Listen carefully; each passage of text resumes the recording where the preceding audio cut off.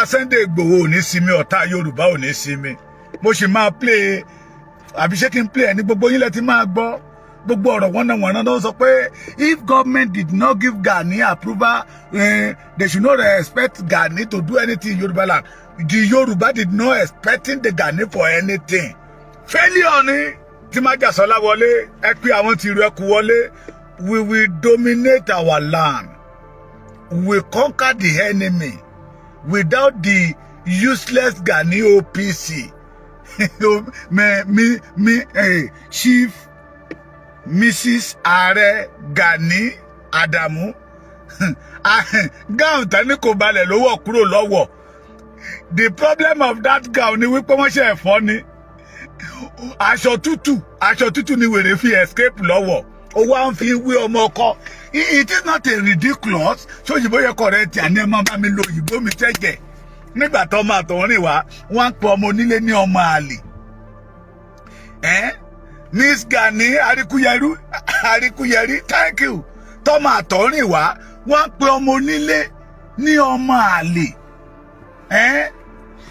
Tí ọmọ àtọ̀rìn wá pé ọmọ oníkan ní ọmọ àtòkò wá balẹ̀ jẹ́ nínú ọmọ ládé aláàfin ọ̀ládé adé aládìgúnlá gbàfà láàfin ẹni kí Mrs. Gani Adams kí oríkì ẹ̀ Ògún kí all of you. Pa ẹ̀gàn òní kóyin mádùn bẹ́ẹ̀ dẹ̀ ni oyin ti ládùn tẹ́lẹ̀tẹ́lẹ̀ bá a bá wí fún wọn tán àǹbá láwọn ò ní gbọ́ àwa náà ò ní gbà ẹ ṣáà máa wò wọ́n ràn ìlara ní í ṣe wọ́n ní onílara ò ní tẹ́gbẹ́ alábòsí ò lè ní lárí láéláé. They know that they are totally failed and they will continue fail in Yoruba land. Àṣírí Gani ti tú àṣírí OPC Gani ti tú. Mo túbọ̀ kan lẹ́ni nínú family bàbá Fẹ́dí Fáṣẹ̀hùn wọ́n ní nígbà tí bàbá Fẹ́dí tán ṣòkú bàbá wọ́n lé Gani bẹ́ẹ̀ ní lé ajá ni wọ́n lé lọ́nà méjì in one day. Ní ọjọ́ yẹn ló gba ọ̀wọ̀ lọ tán pa gbogbo àwọn tó kó tí lẹ́yìn tán pa wọ́n nípakúpa lọ́wọ́. Ní ọjọ́ yẹn ló di gáhùn ló wọ gáhùn àṣé obìnrin ni. Please ẹ tún bá mi pé Mrs. Ààrẹ Gani Adam pé àti tún wà lórí studio ṣe gbọ́ mi kò rọrùn sùn mọ́ torí Sunday Igboho ni bẹ́ẹ̀ ni ikú kíní kan náà ló máa pa akíkanjú ìrònú ìkòkò ló máa pajá. Bàbá mi let us enter studio wọ́n jírin iṣẹ́ mi lọ ni bàbá mi Abdulwasiu ẹ bá mi gba ẹni iṣẹ́ mi lọ́wọ́ bàbá kọ̀mándà o àti King Sunny Adé Òṣùpá Pasuma àwọn tó kó ní iṣẹ́ mi nìyẹn mo yá wọn ní o ẹ bá mi sọ pé kó dárí iṣẹ́ mi padà. Àwọn ẹni bí tó wá ba ilẹ̀ Yorùbá jẹ́ Gani Adams Mrs. Gani Adams àtẹ̀yìn àwọn ọmọ àwọn wèrè ìyẹ̀wò gbogbo ìpè tó ṣẹ́ yẹ orí ẹ̀ ló ń lọ torí Sunday Igboho orí ti yín rò ni mo fi ní pé iwájú lọlọ́kọ̀ yìí wà wá lọ ẹ̀yìn kọ́ lọlọ́kọ̀ yìí wà. Gani Adams and OPC ẹ̀ wọ́n ti wá ọkọ̀ Yorùbá sẹ́yìn tipẹ́tipẹ́. Olè ni wọ́n ẹ má pè wọ́n ní Oòduà People's Congress mọ́ ní ti àwọn Gani ni o ẹ má pè wọ́n ní Oòduà People's Congress mọ́ ẹ má pè wọ́n ní Olè People's Congress.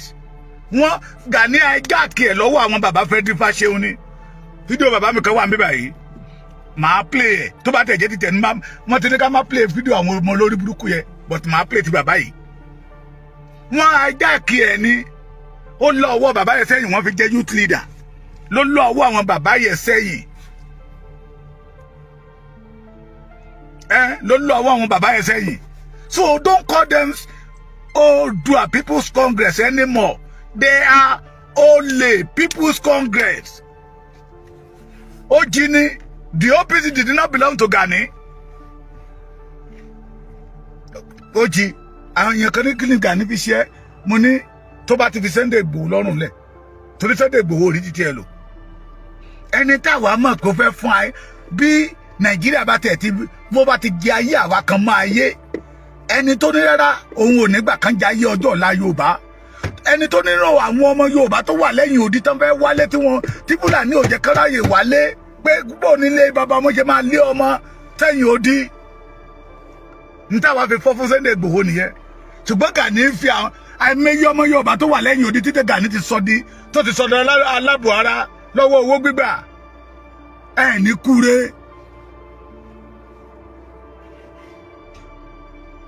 Ẹ tí ì rí nǹkan kan a ṣe mẹyẹ ẹbọ ni Sunday Igboho ṣe mẹyẹ ẹbọ lápò ni ó jura wọn lọ ìlara ló máa pa yín.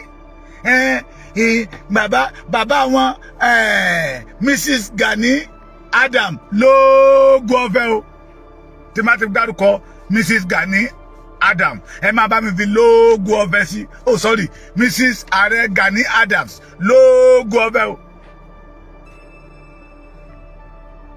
Ó ti ń béèrè approval for good 5 years báwọn ọmọ ẹkú táwọn ọmọ ẹ sùn nìyẹn. Ìjọba ò fún wọn lápúrúfà, ìjọba ò fún wọn lápúrúfà. Ẹ wọ ṣe ọwọ́ yín wò. Aláwọn bàbá yẹn ti mọ̀, wọ́n ti mọ̀ pé amrọ̀bà nìyín, bìtẹ́yà nìyín, ẹ̀yin gan kidnapper nìyín. That is why they did not give the only People's Congress approval to secure. Wọ́n mọ̀ pé ẹ lè secure. Ṣebí tẹ̀yìn bá nílé yẹn gan máa fi tọrẹ. They know that you can't do it. Tẹ́ bá rántí Yorùbá Security Summit tí àwọn bàbá wa ṣe bí ọdún bí mẹ́ta sẹ́yìn ṣe ọdún bí mẹ́ta ní 2023 bó ti fẹ́ máa sọ̀rọ̀ bí ara Amẹ́ríkà alamẹ́ríkà ń rún lára mi. jẹgẹjẹgẹjẹgẹjẹgẹ kò ní dá fọmọ àlè ọmọ àtọ̀rìn wá balẹ̀ jẹ́ àwọn ọmọ táwọn bàbá wa gbé bàbá wọn lẹ́yìn tó fẹ́ sọ̀rọ̀ àwọn dọ̀kọ́ mọ́ wa lọ́wọ́ wá ba ilẹ̀ wa jẹ́. Ilẹ̀ máa mú gbogbo yín lẹ́yọ kọ̀ọ̀kan ilẹ̀. Kábíyèsí Ajérò ló kọ́kọ́ sọ wípé gbogbo ilé ìta ń ṣe yìí a ní ọmọ kan tó kájú ẹ̀ tó dẹ̀ ní àwọn èèyàn lẹ́yìn tó lè ṣe é. Ẹ jẹ́ àpè Sunday Igboho níbi tó dúró sí.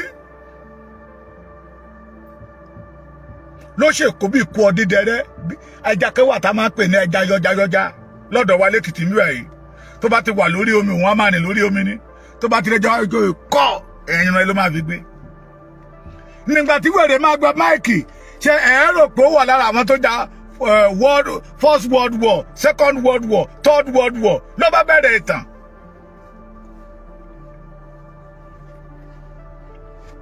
Ló bẹ̀rẹ̀ ìtàn ló ń pàtẹ́yẹ lọ́rọ̀ yìí wíìdí Adékẹ́mi dòdò ń dáwà ìwọ òdòdó ń dáwà kankan.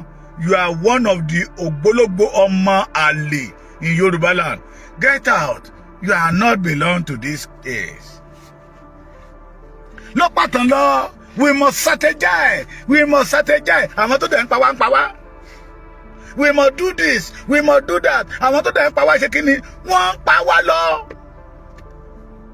Làwọn kábíyèsí yẹn wá ní pé olórí burúkú lélẹ́yìí kò ní nǹkan kan ṣe. Lára àwọn kábíyèsí tó wà ń bẹ̀ yẹn àárín nínú wọn tó máa jẹ́ ọ̀rẹ́ bàbá Fẹ́dí Fáṣẹ̀hùn. Tẹ́ bá rántí àwọn kábíyèsí yẹn wọnú ìyẹ̀wù lọ kó tó padà wá. Àárín nínú wọn tó máa jẹ́ ọ̀rẹ́ bàbá Fẹ́dí Fáṣẹ̀hùn. Àárín nínú wọn tó máa mọ̀ bí wọ́n ṣe dá OPC lẹ̀ fún ìjàngbara ilẹ̀ Yorùbá tí Gani sọ di kọ́pìnì káwókáwó tó fi ń bá Jonathan ṣe ní ìgbà yẹn lọ́hùn. Nígbà táwọn bàbá yẹn máa jáde wọ́n ní ẹja kó Sunday Igboho wọlé. Nígbà tó pé ọlọ́mọ ẹ̀yin tẹ́ jẹ́ ti Sunday Igboho ẹ sọ fún Sunday Igboho ṣe pé Sunday Igboho náà ní ojú kòkòrò ògo yìí ti pọ̀ jù. Irú ògo yìí kò lè ṣe kí Gani má lára ẹ̀ kí àwọn ọmọ ogun 5 million má máa sunkún. Sunday Igboho ti gbónú lójú gbogbo wọn. Májàsọ́lá ti gbónú lójú gbogbo wọn. Bó wúkọ́ ọmọ Yorùbá máa tẹ̀lé làwọn kábíyèsí yẹn ni ọmọ wa ó wá ṣòkú ìyá ẹ̀ ṣùgbọ́n ti padà síbi tó wà. Ẹ jẹ́ ká gbé wọlé. Nígbà tó wọlé ó ní ẹ̀yin bàbá mi mo kí yín ẹ̀yin náà lọ sọ wípé kàkà kíkí ni ó ṣakápọ̀ ẹ̀kọ́ kálukú ayé àṣọdẹ títí ẹ̀ lọ́tọ̀ọ̀tọ̀ ni. Àkókò dé láti gbára wa lọ́wọ́ àwọn ẹni bíi Sáàmà. Ẹ̀yin bàbá mi ẹ̀yin orí adé gbogbo ohun tí mo ń béèrè lọ́wọ́ yín àtìlẹ́yìn yín èmi ò fowó, ẹ má fún mi lówó, àtìlẹ́yìn yín ni mo fẹ́. Nígbà tí kábíyèsí Ọ̀nìrìṣà máa gbé máì, ẹ pàtẹ́wọ́ fún Sunday Igboho, ẹ pàtẹ́wọ́ fún Sunday Igboho, ẹ pàtẹ́wọ́ fún Sunday Igboho. Bàbá yẹn pé ẹ pàtẹ́wọ́ fún Sunday Igboho yẹn more than 1 million. Ìyẹn náà tó ká máa lára èèyàn. Oh my God. Ẹ pàtẹ́wọ́ fún Sunday Igboho. Àwọn orí adé gbogbo wa bẹ̀rẹ̀ sí pàtẹ́wọ́.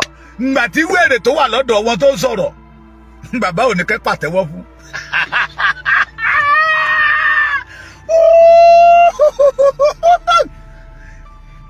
Ẹ pàtẹ́wọ́ fún Sunday Igboho. Làwọn ọba yẹn bá korí, wọn forí korí pé lóòótọ́, tá a bá wò lóòótọ́, ọmọ yìí ó ti ṣe rí, torí ẹ̀ náà fi lé sẹ́yìn odi.